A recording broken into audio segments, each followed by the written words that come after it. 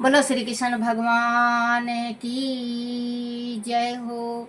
श्रीमद् भागवत महापुराण की जय। श्रीमद् भागवत महापुराण में 13वां अध्याय ब्रह्मा का मोह और उनका नाश। श्री सुखदेव जी ने कहा, परीक्षित तुम बड़े भाग्यवान हो, क्योंकि परमात्मा की कथाओं में तुम्हें तुम्हारी प्रतिदिन बढ़ती जा रही है। आघासुर को मारने के उपरांत श्री कृष्ण ने ग्वाल बालों से कहा, यमुना किनारे अजगर के इस शरीर पर खेलते कूदते और बछड़ों को चराते हुए हमें बड़ा सुख मिला। राजन, देखो तो उन ग्वाल बालों का भाग कि वह जगत पिता श्याम सुंदर के साथ सखाओं की भांति खेलते कूदते खाते पीते और रूठते मनाते हैं। वह पद तो देवताओं को भी नहीं मिल पाता, इसीलिए वह देवता ग्वाल बालों से ईर्ष्या करते हैं। राजन, उसके बाद श्री कृष्ण और सभी ग्वाल बालों ने यमुना में बछड़ों सहित स्नान किया और कदम के वृक्ष के नीचे खड़े होकर उन्होंने मुरली की मधुर तान छेड़ी। वहीं बैठकर सभी ने कलेवा किया।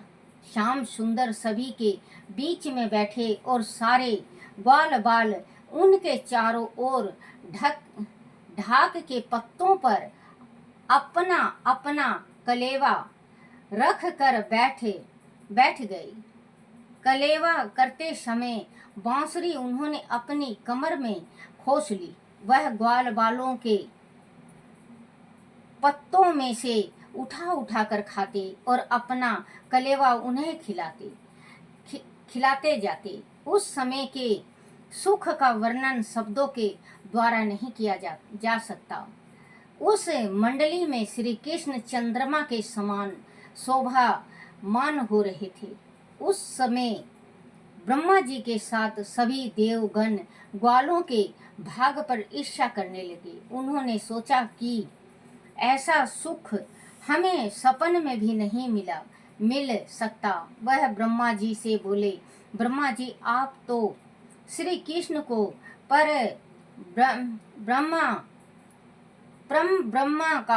ब्रह्म का अवतार कहते हो, लेकिन देखो तो वह किस प्रकार ग्वाल बालों का झूठा उठाकर खा रहे हैं और अपना उन्हें खिला रहे हैं। हमें आपकी इस बात में कुछ संदेह दिखाई पड़ता है। ऐसा सुनकर ब्रह्मा जी को भी संदेह न आ घेरा। मैं अभी इस बात की परीक्षा लेता हूँ। ऐसा कहकर ब्रह्मा जी ने उन सभी बछड़ों को वहां से गायब करके उन सभी को पर्वत की कंधार में छिपाकर बंदी बना लिया।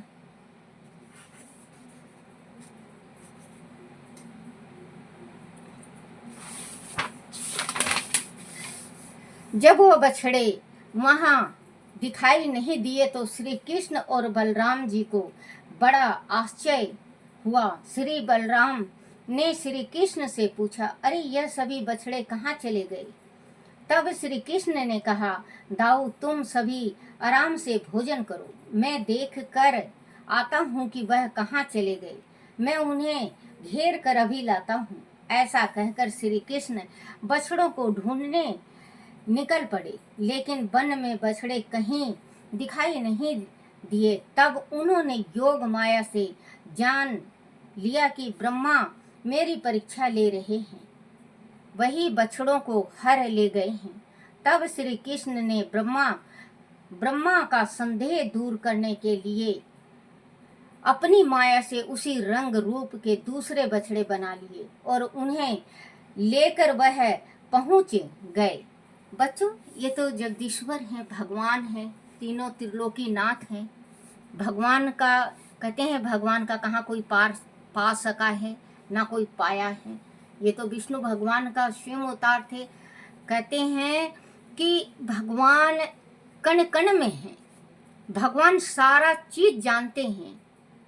अब ब्रह्मा जी सोचे कि ये तो ग्वाल बालों के साथ, क्योंकि कहते हैं कि भगवान भगत के बस में, भगवान प्रेम के इतने बस में हो जाते हैं कि सेबरी के झूठे फल राम जी ने खाए। सेबरी के जो सबरी का काम था, गुरु का सेवा किया करती, तो उनके गुरु ने कहा सबरी से एक दिन कि स्वयं तुम्हें भगवान आके मुक्ति देंगे। तो कुछ साल के बाद उनके गुरु जी की अंतिम, गुरु जी सांस लेते हैं और स्वर्ग सदार जाते हैं, कह के चले गए कि तू यहाँ पे रह सेबरी, भगवान आएंगे और तुझे मुक्ति देंगे। तो सबरी रोज की रोज ताजा फूल लाती और चक चक के बेर लाती, फल लाती, और पूरे मतलब अपने झोपड़ी से लेके बाहर तक वो फूल बिछाती कि मेरे प्रभु को कोई चीज ना चुभे। तो कहते हैं भगवान का बच्चों, भक्ति अगर सही ढंग से करो तो भगवान एक ना एक दिन जरूर आते हैं, आएंगे, जरूर मिलेंगे। तो सेबरी को कई बरस बीत गया। श्री राम जी सीता की खोज में इधर उधर भटक रहे थे, फिर सेबरी के पास गए। तो सेबरी रोज मतलब जिस टाइम फल चुगती या फूल तोड़ती तो उस टाइम ये गाती, ये मेरी हंसा कोठे पे चढ़ के देख ले, ओ मेरी काया कोठे पे चढ़ के देख ले, आज राम हरि भगवान हरि मेरे आवेंगे, ये मेरी सुरता कोठे पे चढ़ के देख ले, ये मेरी सुरता कोठे पे चढ़ के देख ले। वो मतलब अपने हंसा को कहती कि ये मेरे हंसा, ये मेरे सुरता, सुरता का मतलब आत्मा होता है बच्चों। ये मेरे सुरता कोठे पे चढ़ के देख, भगवान आ रहे हैं क्या, इस मेरी झोपड़ी को शुद्ध करेंगे, भगवान आ रहे हैं क्या। ये मेरी सुरता कोठे पे चढ़ के देख ले, क्योंकि राम हरि आज मेरे आवेंगे। तो क्यों ना फूल बिछा रही थी, पहले फूल लेके आए सेबरी, फूल चुन चुन के नरम नरम, और फिर इसके बाद बेर चक चक के लेके आई। अब बेर लेके आई, उस टाइम झूठा नहीं किया था, जिस टाइम तोड़ के लाई थी सेबरी उस टाइम झूठा बेर करके नहीं लाई थी, साबत बेर था और टोकरी में रखा हुआ था और फूल बिछा रही थी। भगवान आए, कहने लगे नहीं नहीं, ऊपर नहीं देखा, नीचे चरणों की तरफ नजर है। बोले नहीं नहीं, आप इसमें मत आओ, इसमें मेरे भगवान आएंगे, श्री राम जी आएंगे। कहते हैं माँ मुख ऊपर तो करो, देखो कौन आया है। ऊपर मुख करती है तो वो जैसे खुशी से नहीं पागल हो जाती, जैसे कुछ चीज भी मिल जाए हमें, हमारी इच्छा जो हो और वो हमें मिल जाए तो फूले नहीं समाते। हर एक इंसान की बात है, फूले नहीं समाते। ये होता है कि कहाँ बैठूं कहाँ उठूं कुछ समझ में नहीं आता। जैसे कि लड़कियां हैं, दूर शादी हो जाती है, जैसे हमारी शादी हुई है, अब तो माँ बाप रहे नहीं हमारी, अब तो माँ बाप दोनों स्वर्ग सिधार गए हैं। तो पहले हम जैसे यहाँ हरियाणा से जाते छत्तीसगढ़ के वास्ते तो बहुत खुशी होती बच्चों, बहुत खुशी, और माँ बाप को देख के फूले नहीं समाते थे।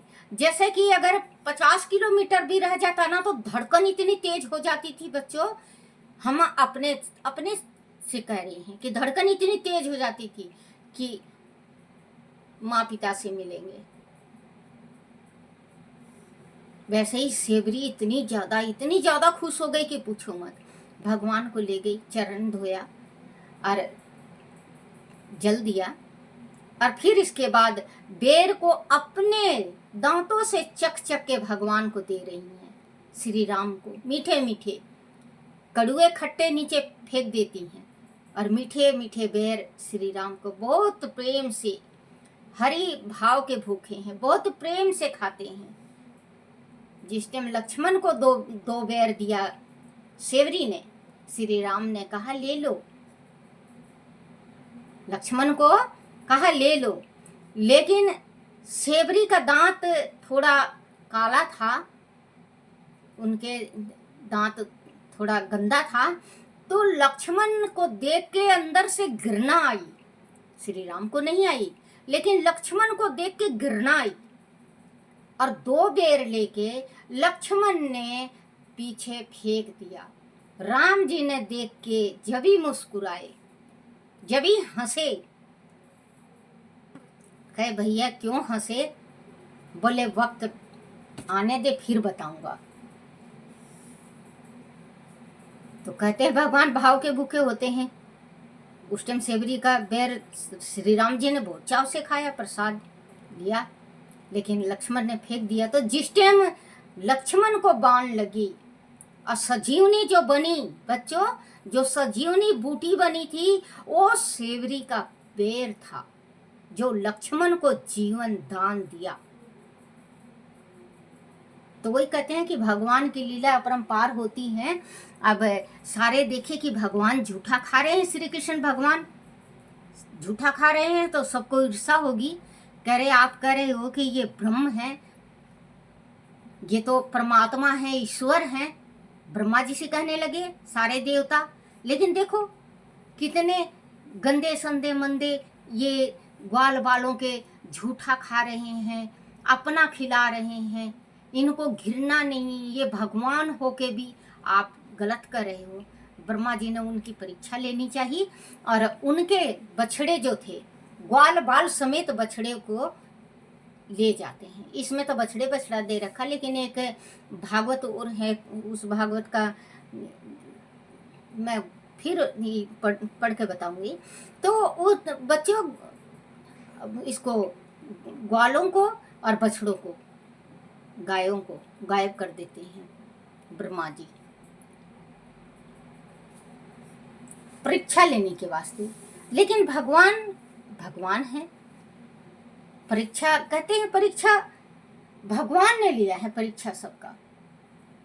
भगवान तो परमात्मा। देखो अभी याद नहीं आ रहा है कौन बच्चों, देखो जिस टाइम भगवान गए थे तो केला की गिरी तो नीचे गिर दी, छिल छिल के केला की जो गिरी थी वो तो नीचे गिरती थी, और भगवान को छिलका देती थी, और वो छिलका बहुत प्रेम से खाए, भगवान बहुत प्रेम से खाए। भाव के भूखे हैं, भगवान भगत के बस में होते आए देखे हैं। क्योंकि भगवान भगत के बस में होते हैं, लेकिन सच्चे मन से मानो तो, सच्चे मन से भक्ति करो तो, नहीं तो कुछ भी नहीं बच्चों संसार में। दिखाई नहीं दिया तब उन्होंने योग माया से जान लिया कि ब्रह्मा मेरी परीक्षा ले रहे हैं। वही बछड़ों को हर ले गया है। तब श्री कृष्ण ने ब्रह्मा का संदेह दूर करने के लिए अपनी माया से उसी रंग रूप के दूसरे बछड़े बना लिए और उन्हें लेकर वहां पहुंच गए जहां से वह गायब हुए थे। वहां जाकर उन्होंने देखा कि ग्वाल बाल भी वहां नहीं है। उन्होंने तत्काल जान लिया कि ब्रह्मा ने उन्हें भी ले जाकर कंधार में बंद कर दिया है। ब्रह्मा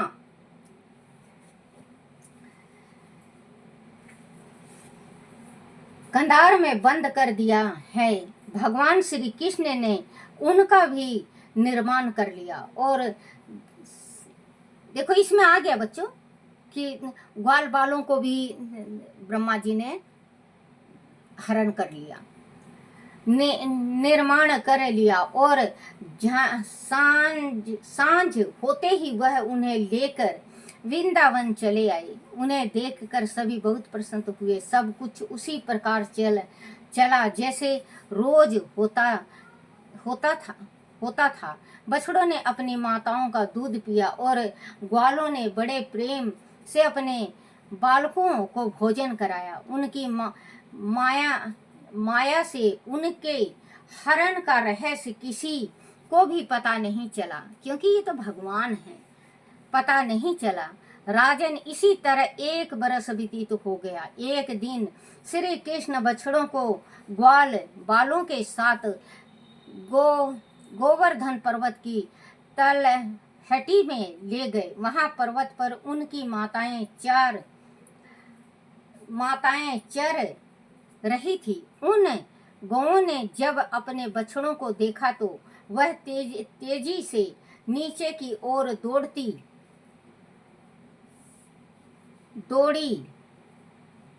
दौड़ी और अपने अपने बछड़ों को दुलार करने लगी। बछड़े भी उनका दूध पीने लगे। वह दृश्य देखकर श्री बलराम जी ने श्री कृष्ण से कहा, कान्हा, ऐसा स्नेह भरा दृश्य तो पहले कभी नहीं देखा। उनकी बात सुनकर श्री कृष्ण मुस्कुरा कर रह गए। तब बलराम जी ने अपनी योग दृष्टि से देखा तो उन्हें सभी में श्री कृष्ण की छवि दिखाई दी। उन्होंने पूछा, कान्हा, वह बछड़े और ग्वाल बाल कहाँ हैं? वह कहाँ हैं? यह तो तुम दिखाई दे रहे हो। तब श्री कृष्ण ने सारा वृत्तांत उन्हें कह सुनाया। बलराम जी को बलराम जी को ब्रह्मा पर बड़ा क्रोध आया, परंतु कान्हा ने उन्हें शांत कर दिया। उसी समय ब्रह्मलोक में ब्रह्मा को ध्यान आया कि पृथ्वी पर 1 बरस बीत गया। पता नहीं उस बछड़ों और ग्वाल बालों का क्या हुआ होगा। वह तत्काल वहां पहुंचे जहां उन्होंने ग्वाल बालों और बछड़ों को बंद किया था। वह सभी सोए पड़े थे। वह तत्काल ब्रज में पहुंचे। वहां उन्हें यह देखकर आश्चर्य हुआ कि वह सभी बछड़े और ग्वाल बाल वह उपस्थित थे और सभी चतुर्भुजाधारी भगवान विष्णु का रूप धारण किए हुए थे। ब्रह्मा और शंकर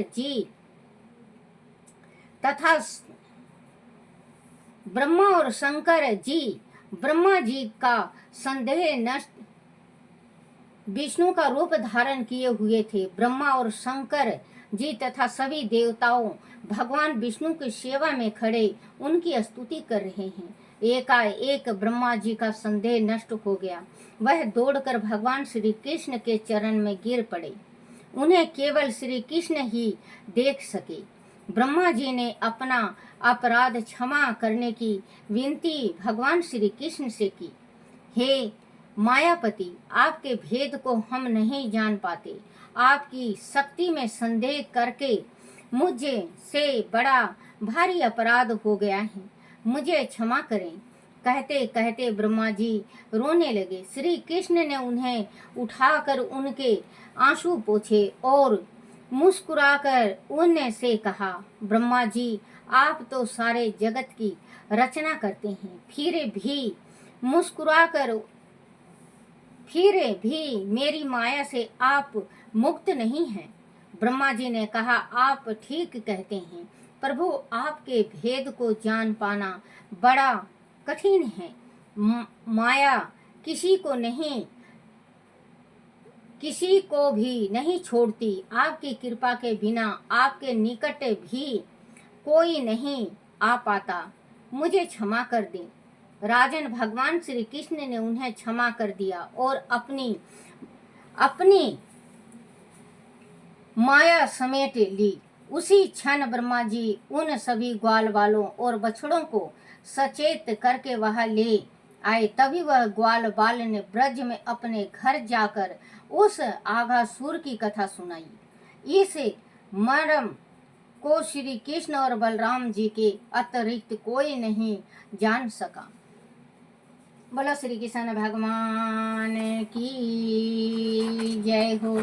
श्री कृष्ण गोविंद हरे मुरारी, हे नाथ नारायण वासुदेवाय, हे नाथ नारायण वासुदेवाय, हे नाथ नारायण वासुदेवाय।